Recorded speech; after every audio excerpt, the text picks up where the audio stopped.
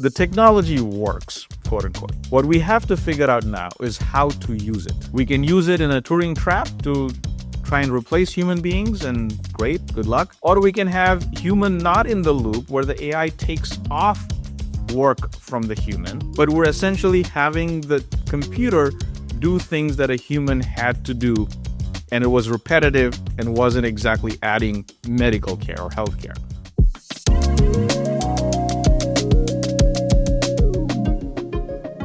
My name is Mika Newton, and welcome to AI in Healthcare. Today, I am super excited to be here with Dr. Nigam Shah.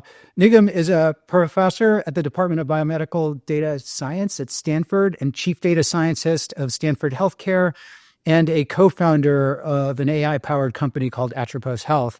So, wow, that's a lot, Nigam. Thank you for being here with me. Oh, fabulous. Thanks for having me. Well, I'm really excited to talk about everything about AI and healthcare. And obviously, based on your background, you have a lot to do. But one of the things that's come up often in my discussions with others is really this question about, are the current AI development sustainable? Do we really have a sustainable pipeline for AI development in healthcare? What do you think about that? Well, the short answer is no. And, we got to unpack that a little bit. The way sort of AI came around, it's been in academia, it's been around for decades. The first supercomputer for AI in medicine was on Stanford campus in 1984. And the kind of thing that Atropos Health does that you just mentioned, a doctor imagined doing it in 1972. Mm-hmm. So it's been around for a while. But, mostly in research settings, limited deployments, and so on. And then the things that people come up with in terms of how thou shalt do good AI are designed for that phase.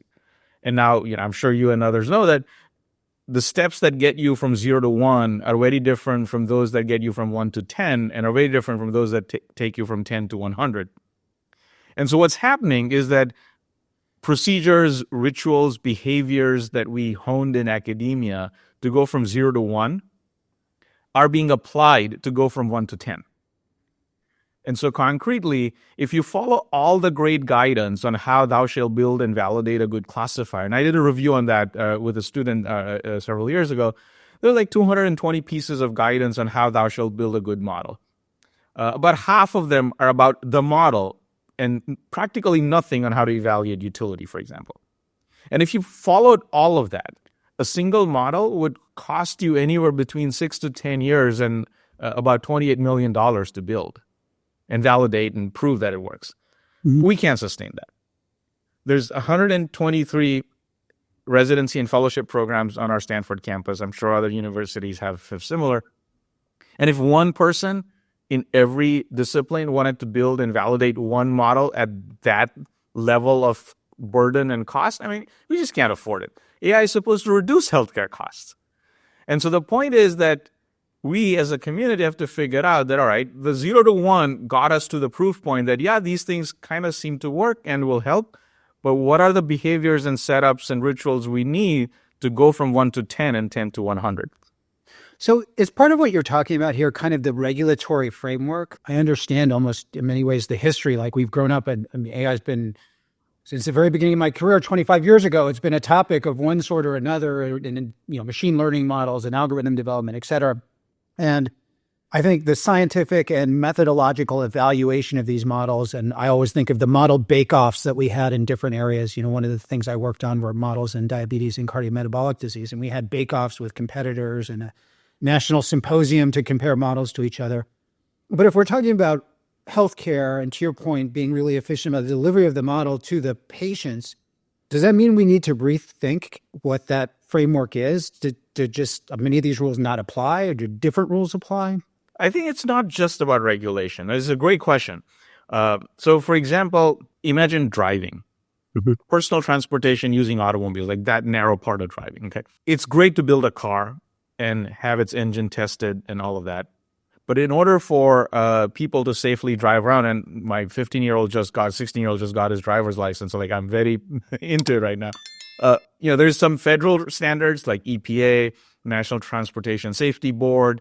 We do crash testing, FTC gets involved. There's a whole bunch of federal regulation about cars. Then there's building of highways and making sure that the roads are up to standard. Then there's consumer reports and KBB and JD Powers and so on. But before buying a car, we still go do a test drive. And then once after the test drive, we purchase the vehicle, you still have to maintain it and do your annual registration and smog check. And we need traffic lights and police and so on. So I think in AI, what's happening is that people are looking for that one thing that's going to solve AI in healthcare. That's not going to happen that way. It's an ecosystem play. And everybody has to sort of figure out, what's within scope. Like regulation obviously has its scope, but that's not the start and end. Like if the FDA evaluates something and says, yes, it's a good model, that decision is as that day. Now, when you apply it in your health system, like you do have to, going back to driving, do your annual smog check. And you do have to change the brakes and maintain the tires and stuff. And so I think what we have to think about is what are the rules and responsibilities of every constituent? What is under the government's jurisdiction? What is onto the provider? What is onto the vendor? What is onto the insurance companies? What is onto the end users? Like if the end user finds some errors and do not report that, like the vendor can't fix anything. Yeah, you bring up an interesting point, and I love the driving analogy because I always think of like who's responsible for the AR car crash, right? Is it the person who ran suddenly into the road in like some random, act, or is it the AI company that didn't build the software processor to recognize that it's happening? And so I think there's a lot of kind of question in my mind around kind of who holds the bag, the liability for all of this that I think is an impediment. I actually think we have to continue to work through it. There's another element to what you're talking about, which is something we actually, my company and I have worked on for a while, which is with AI and with the new technology that we're coming on, especially with the speed with which these models can evolve and the changing situations that they're in, meaning to your point, you might validate it in one situation, but then expose it to another. How do we think about the idea that models change and learn over time? And how do you kind of manage the fact that the model that I have today is going to learn from whatever happened today and is going to be different tomorrow? And what are the kind of guardrails we should be putting around that type of kind of continuous improvement? And how do we judge it? Another great question. At least the way I'm thinking about it now is this idea we call local validation and continuous local validation. So again, using our car analogy, just because a self-driving car can drive in Palo Alto does not mean it's going to work in Mumbai. Mm-hmm. You got to test it in Mumbai. And just like in that same setting, people are creating cities that are giving permits for self-driving cars to drive around. Like Waymo's drive around in San Francisco, but not yet in San Jose. Well, San Francisco stands to gain from that. So similarly, in case of AI models, we will have to create two things. One, safe spaces where we can start testing, where we can refine how can local monitoring be done, continuous local monitoring. And once that's figured out, devise ways that the ability to do that kind of local monitoring can be shared broadly. And for example, if you start using something and your model's updating, you are still making decisions based on the models. And by that click, the user is telling you whether the model's decision was quote unquote right or wrong. And if we create a rolling data set over a sliding window of a month and always back test our models, we can very early detect if there's a substantial change in the behavior. But right now, it takes us a minute to articulate this, but putting in place this capability in the software where the models are running, we don't have that capability yet. Yeah. It's almost like the guardrails, or I think of them as bumpers. You want to see when the ball hits the bumper that there's some sort of alert or alarm at least that goes off. Otherwise, one of the things I've just thought about and worried about is like when things change slowly over time, like there's this almost like the bias comes with you, right? Mm-hmm. So if it's not a dramatic change and there isn't a specific change in pattern, it's very easy for like errors to start propagating, right, in a system. You don't even realize how far you've gone. It's a little bit like, you think you're going in a straight line, but you're actually not quite going in a straight line. And suddenly you find that you're many degrees off course or not. And so I love the concept of I think of it like a local testing harness, right? Mm-hmm. Which requires the establishment of some set of truth or data about the locality. Correct. And one more thing. Mhm. To your point about, gently veering off course and not realizing, we have to define what is our presumed benefit. And that local validation should always check. Are we going towards the presumed benefit or are we going away from the presumed benefit? So we can detect these drifts that, this thing is like, yes, it seems to work, performance is great, but we're not really getting the impact that we hoped. Turn it off. Don't renew the license. And so when we think about that, maybe just to clarify for listeners, when we think about localized, are we talking about in medicine clinical relevance? Like I think of cardiology versus oncology. Are we talking about, Stanford versus community setting, right? Are we talking about, Chicago versus New York? Like, what is the unit of analysis? No, it's another great question. I don't think it's clear right now. So let's say something pedestrian, something simple, like a readmissions model, right? The way in which a cardiology group discharges a patient versus the way an orthopedic surgery group discharges a patient is very different. And what you do about the readmission also depends on what they are readmitted for. If a person with a knee replacement complains of pain in the knee and fever, the burden to do something is much higher than perhaps some other situation. And so I think what this gets to is like, what is the context in which we evaluate? And I think that definition of the context of use is going to be inherently by the end user. Again, how you drive your Tesla might be very different from how I drive my Tesla.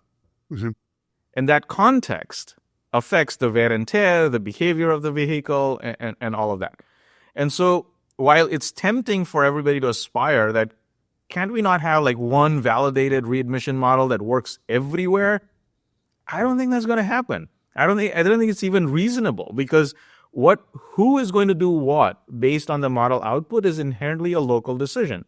And that scope defines your context. And sometimes it's by clinic, sometimes it may be by county, sometimes it may be by health system.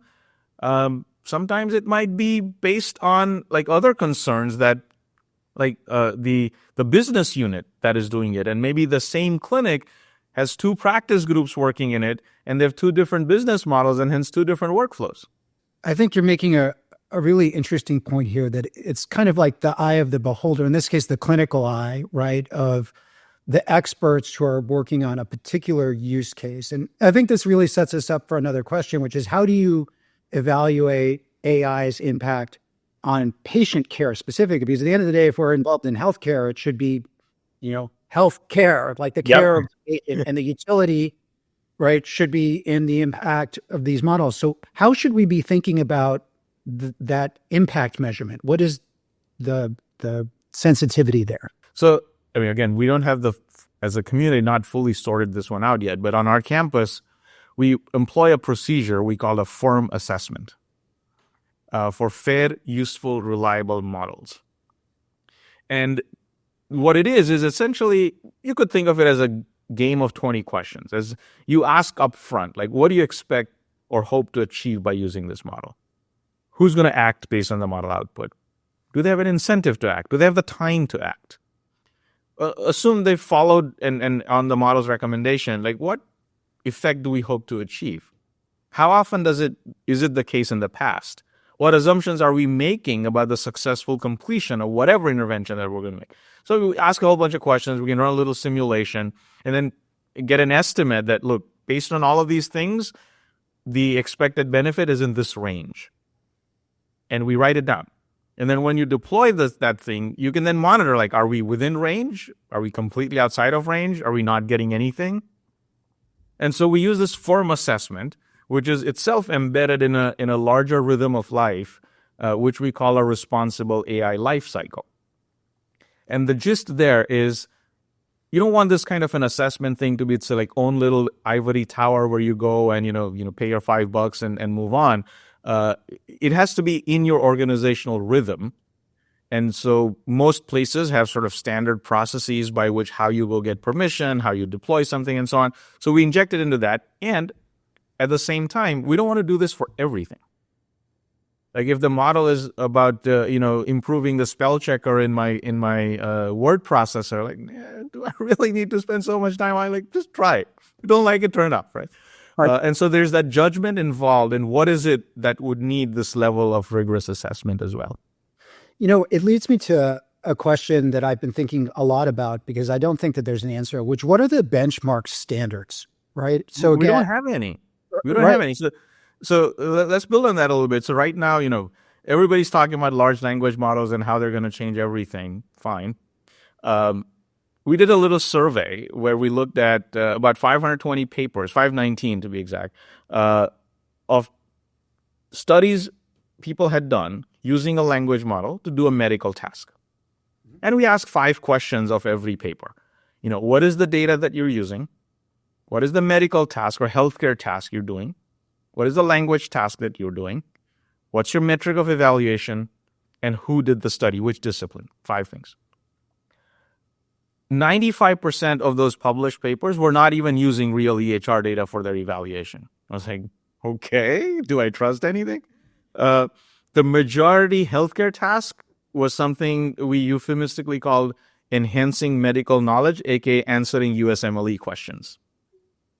Language task, no surprise, question answering, and the majority of the work done by internal medicine and those disciplines. Now, if you really want to examine the role of language models in healthcare, we first have to define the task we want these things to do. If it's diagnosis, if it's care coordination, if it's differential diagnosis, recommending care, translating patient reports, responding to messages, whatever, make a list of the 20 things you want done, and then test the model for that use case. Mm-hmm. And the metric, again, all of the studies were enamored with accuracy. Almost no attention on what's the uncertainty in the model output. If you're doing diagnosis, like what I really care about is how certain are you? Right. Yeah. And so I think we really need to, as a community, sort of up our game in terms of what is it that we hope to achieve, define that benefit, and then verify it. It's interesting. The question that I hear asked over and over again, I'm just going to paraphrase it in the way that I hear it. And I hear this from patients, right? And I think I hear the corollary of it from physicians when I talk to them is, what did someone like me do in this situation? And did it work? It's exactly. Very basic. It's like a review. Like I wouldn't go to a restaurant without reading the reviews these days. Right. But when I say like, should I choose medication A or medication B or surgical procedure A or some combination, what I'm really asking is is that going to give me some result that I'm going to do?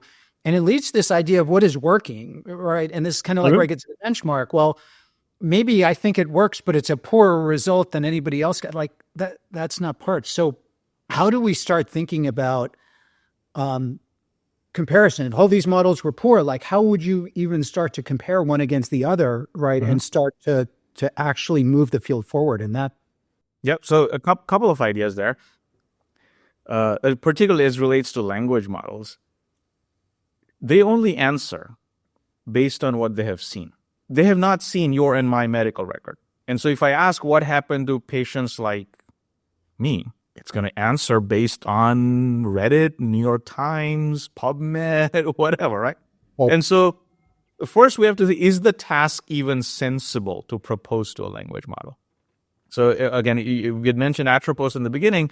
One of the things that the Atropos is doing really well is that we're not going to ask the language model to answer what happened, but we will use the language model to figure out what your real question is and say, did you mean pneumonia? Did you mean this ICD code? Did you mean this CPT code? Did you mean that? Once you have a well-formed question, you can then answer it from real EHR data. And then once that math is done using standard methods, you can have the language model summarize the output in a paragraph for you. And so answering this exact same thing, what happened to people like me in a similar situation? But it's not the language model answering from its own memory or its own weights. The language model is just an agent. It's listening to your question, going to a database, running some established epidemiological analyses, coming back and summarizing an answer. They call this thing chat RWD, chat with real world data. Yeah, I think this is, and I've been fascinated with what you guys are doing there. And it brings me back to something that kind of I've always thought about, which is it's very hard to know what data you need or even want to use until you understand your question. So over many years of working in real world data and just different parts of the business, right, or the research community around that, I have seen many times the idea of the perfect database floated. If we're just going to go and make data, and we live in a time with AI and with all the hype around LLMs, where everyone's like, data is the new gold, it's the new whatever it is. And I keep scratching my head and starting to say, like, what data are you talking about, right? And what form does it want? And I understand trying to accumulate as much data because data access is an issue. So I want to have access to as much as possible. But actually trying to organize it in any way or put it in any form without what you talked about, which is clearly defining what the research question is and the specific parameters, to me seems like an exercise of futility, like potentially a massive sink of resources. Yep. Right. 100%. I mean, there were days when, and there are probably still entities that spend, $50 million a year just buying data. And then you almost never touch 90% or more of those records because you never ask a question that invokes the need for those records. A sort of cartoonish example is that, if you have data on 1 million biologically defined women and you ask questions about prostate cancer, I mean, that's completely off topic. It's not going to work. I mean, that's a cartoon example, but you get the point. So you're absolutely right that you have to score the value of a data set in light of the question you have. And I think if we are to move to a stage where we are answering questions about what happened to similar patients or what happened to others in a similar situation, step one, well, figure out the question, obviously, but step two after that is which data set should I ask the question on? And again, this fun company we keep talking about, Atropos, actually does a data fitness scoring. And it is not an absolute score. It's not that this data set always wins. For your question, this data set is good. Yeah, I think that's so valuable because if you put it's garbage in, garbage out. If you're putting the wrong data in or not even the best data and you're getting the subpar answer, right, then you're propagating this error essentially on an ongoing basis throughout it. It kind of leaves us to this next question here that are we in healthcare technology and healthcare AI, are we going after the right problems? Like, so if we start thinking about, well, what's the problem? That's the question that we're trying to define is to answer some problem. Are we focused right now on the right things or should we be redirecting our efforts as a community? So that's a sort of a value judgment. Like as a professor, I often feel that we go after the easy stuff, not because it matters, but because it's easy.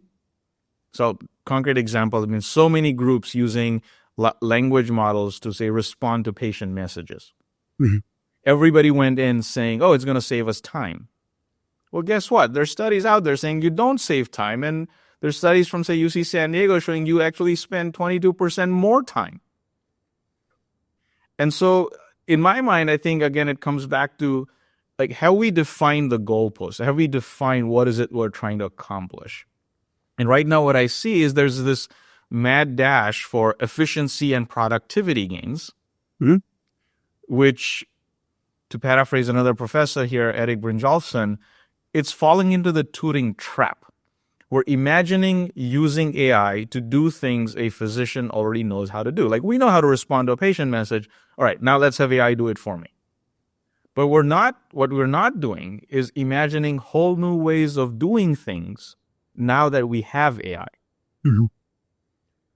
No physician can remember 1 million cases. A computer can. Right. So we can now use it to answer what happened to patients like mine. What are other such uses of AI? So it's interesting. You're talking about the clinical decision support piece, and that's something that I worked on at XCures. We worked on it in advanced metastatic cancer patients, for instance. We actually found at the end of the day that the decision-making was easier than the data acquisition, right? Which just means we needed to figure out data acquisition first. I think we planned, and many people plan to come back to this decision support idea. But going back to the fundamental efficiency play, one of the things I hear talked about a lot is the resource constraints that exist in our community now. I always think of it as like We don't have enough doctors.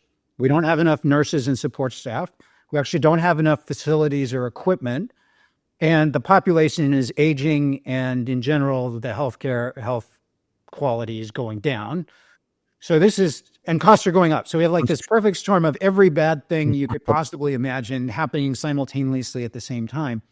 And in my mind, AI, right, and more than AI, think of it as a tool, but an ability to use the resources that we have now to essentially have more efficiency. So the efficiency piece to me feels like it has to be a really important part of this. How do you balance this kind of, doing new things with AI compared to just like, look, we only see 10 people a day. We actually really need to see 1,000 people a day. So how do we make that happen?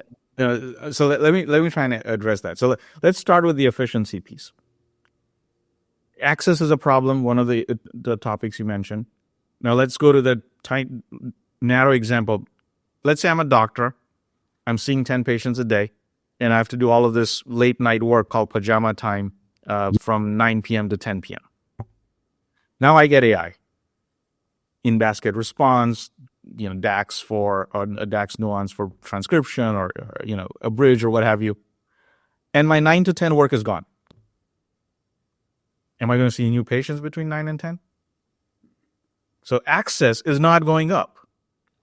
I have become more efficient. I have less work, so I love it.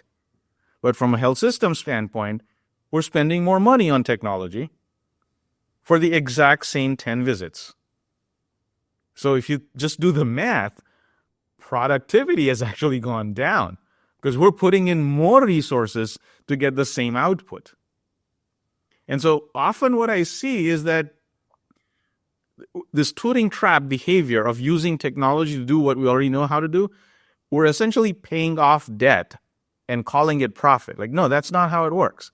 What we have to imagine from whole new cloth. So for example, can I imagine an entirely new kind of primary care service, or let's say a dermatology service, where I have a multimodal AI agent as the first line of defense? You have something, you talk to it, you show a picture, and the only thing it does is this a problem or not? Like, do you need to see a human or are you going to be fine? Nothing, and no fancy stuff. It's not going to try to diagnose me. If the AI says you're fine, I don't need to go see a human. Otherwise, it sends me to a human. If we do that, depending on what practice you're in, you essentially double capacity. Because half the time you go to a dermatologist, like, hey, you're fine, not to worry. I mean, maybe a third, maybe 60%, depending on the practice, right? Right. But if we think in that manner, by combining or leveraging AI, we're actually increasing access. I love what you're saying. It's basically saying, if I have visits which are unneeded visits, right? If I'm using the resources when I didn't need to use them in the first place, simply eliminating those is the same as creating additional opportunities for interaction, right? Exactly. And so this goes back to how are we using AI? Everybody likes to talk about human in the loop. I think human in the loop is a terrible idea. Because then, not only you need the same number of humans in the loop, the human has this extra cognitive burden to check the AI. Mm-hmm. So the example I give is, when you get a CBC done, it is done by a machine and an algorithm gives out the differential count. When I trained in med school, we looked through a microscope and counted, like, how many white blood cells did I see? If today you went to a pathologist and said, you have to manually verify every CBC, are they going to buy your CBC machine? Like, no. But the right way to use AI is to take work off of people. Like, we try to create and build AI that is attempting to replace a human, a radiologist, or a pathologist, or what have you. Bad idea. What we should do is build AI to take off the stupid stuff. Yeah, it seems to me that a physician, I'm just going to use primary care, and I'm not a physician, so I imagine these things, but there must be some number of visits that are essentially patient education visits, where the patient is coming to you and they're asking the same question, which, by the way, you must have heard 100 times beforehand. And it's a very important question for the patient. And they're asking it because they genuinely have a concern or want to know. Mm-hmm. But you're actually not delivering health care. You're basically Exactly. acting as an education basis. And so it seems to me there's a huge opportunity around this triage, essentially, of the patient case and providing education and alternatives, perhaps beforehand. With, I think, again, we get back to kind of where we started this discussion, which is, I always laughed. I worked at a company called Archimedes many years ago. And we always used to say there's only kind of three things the thing can tell you, right? Is should you walk to the doctor, run to the doctor, or call 911? Those were the only three, right, acceptable. But they all kind of led to the same place because you didn't want to say, no, you're all, don't worry about it, right? Mm-hmm. Yeah. I mean, so I think, again, back to our community and ecosystem example, I think there's been enough academic progress in medicine, computer science, statistics, and so on, that the technology works, quote unquote. What we have to figure out now is how to use it. We can use it in a Turing trap to try and replace human beings, and great, good luck. We might have a human in the loop, and now they have this cognitive burden of doing more. Yeah. Or we can have human not in the loop, where the AI takes off work from the human. Call it augmentation, call it avoiding the Turing trap, call it avoiding digital services, like pick your buzzword. But we're essentially having the computer do things that a human had to do, and it was repetitive and wasn't exactly adding medical care or health care. So do you have an example of someone who's either doing this today, and either a real example, or who do you think is going to move this part of the field forward next? So I don't have a like pat example, but a company that I'm quite sort of excited about and watch is Cure Health, for example. Mm-hmm. And I love the way the founder articulates, like, today a clinician would manage a panel of 1,500 to 2,000 patients. What can we do with technology that one person can realistically have a panel of 5,000 or 10,000 patients? I just love the way the problem is presented, because it's asking the right question. That we're saying that we want to increase access. All right, now we want this one person to be able to serve 10,000 other humans. Okay, how do we do that? As opposed to, I'm going to do your intake for you, or I'm going to do your billing for you, or I'm going to respond to a message for you. Like, no, that's just like turning the crank faster. We're talking about building a different crank. Well, I think you've really captured, I think, the essence of the question, which is, how are we going to do more, not with less, but with at least what we have today? I always think back to the oncology example. We have 13,000 oncologists or so in the country. We know the last ASCO measurement was now in 2025. So this year, because I used to be talking about this 4 or 5 years ago, but we're now at the year what they said, we're going to be short some 2,200. I might be getting the numbers slightly wrong, but it was several thousand. And nobody's going to magic up those oncologists. They just don't exist. So there's a whole now, we were already short, but now there's a whole population of people who just simply don't have, there is nobody to access, right? Exactly. And this is, to me, just so fundamental to the situation we have across the country and all the specialties that we're at. We can't manufacture an oncologist overnight, but can we upgrade a local clinician to an oncologist level decision making using services like Atropos Health, XCures, and others, who are compiling the essence of the learning of these 13,000 practicing oncologists in databases that right now neither patients nor other clinicians have access to? So you describe, actually, I was talking to a friend of mine about this yesterday, and we were talking about public-private partnerships. I know I'm taking this to totally a different direction here, but the issue we were having with PPPs that we were talking about is, how do you provide safe harbor for people to put data in? Because one of the things that's happened is people are holding on to data, and there's a couple of reasons I think people hold on to data. There's some commercial value, right, that people perceive around my proprietary data. It's going to make me special in some way. There's another thing which says, I don't necessarily understand all my data. I don't want anyone else to understand it better than I do. What if there's something in there that I don't want someone to find out, right?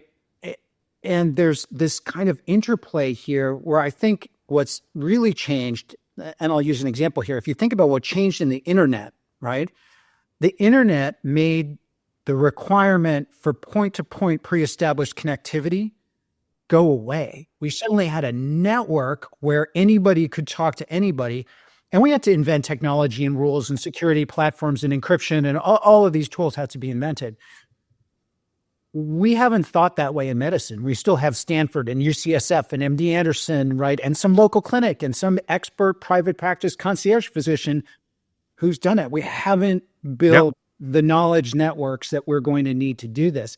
And it's been talked about, to your point about this going back many years, the learning health system, right, has been talked about ad nauseum at this point, in my opinion, for so long. But are we finally at a time? Is that something we can actually do now? Is it going to happen to you? So I think the technology exists. Technology exists. Like we talked about Curai, we talked about Atropos. There's 15 other companies, 10 other companies. But I think what we're ending up doing is, imagine telephone exchanges. There was a time when a human plugged a wire into a hole in the wall, right? And what we seem to be doing in healthcare right now is building a robot to plug in and take out the wires faster without getting tired, as opposed to asking, should we just build a digital exchange? Right. And that is the fundamental sort of mental trap that I see happening. And it is happening not because people are not smart. It's happening because our incentives essentially steer people in that direction. Like there's no incentive right now for, say, the top 20 academic medical centers to put out a de-identified version of their data in a central repository so that every other clinician who's not an academic medical center can run a query of what happened to patients like mine. It's not a money problem. It's not that expensive to do. It's an incentive problem. And your point, the technology exists to do all of this. Technology exists. Why would you do it, right? And I actually think that it strikes a lot of people from outside the field as very puzzling, right? Like if you go and talk to a layperson, they're like, "What, you're not doing it? Why are you not doing it? Like, who's not doing it?" And it leads us then into a whole nother conversation around governance, right, and safe harbor and all the rest. Maybe we'll just park that. But Nigam, this has been a fascinating conversation. First of all, I want to say thank you for coming on. I'm actually really hopeful that with the type of things that you're doing at Stanford and at Atropos and other places, we are making progress to actually asking the right questions and maybe judging our answers in the right framework and the right approach. So thank you for that. Thank you for coming on the show. Thank you for sharing with all of us. I really appreciate it. Absolutely. Thanks for having me. Wonderful.